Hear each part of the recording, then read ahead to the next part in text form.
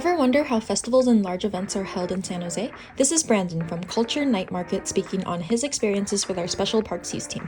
Man, Culture Night Market, this is in the midst of the pandemic when small businesses shut down. A lot of people had lost their jobs. A lot of small business owners were created in response to this crazy time. There wasn't a marketplace or a consistent form of, selling of, your products and goods and having a place to do it.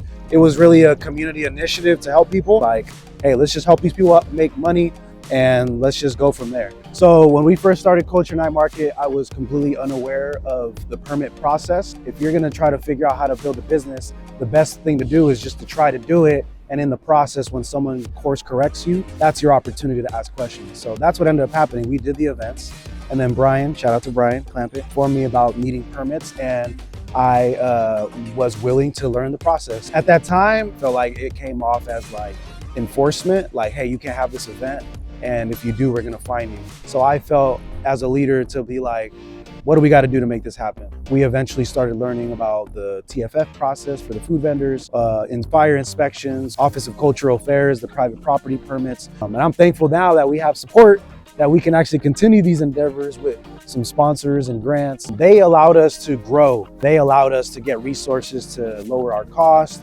help us understand logistically like what we can do and what we can't do. They guided us on how to actually make the event streamlined and simpler, and offer services too. If you need electricity, they have someone that will come on site, set up all the wires, give you access to all the electricity in the city. Like, those services make the production a lot easier. I do events all over the Bay Area, but having the city and having people that work in those departments has always been helpful as a resource. So be on the lookout for Culture Night Market.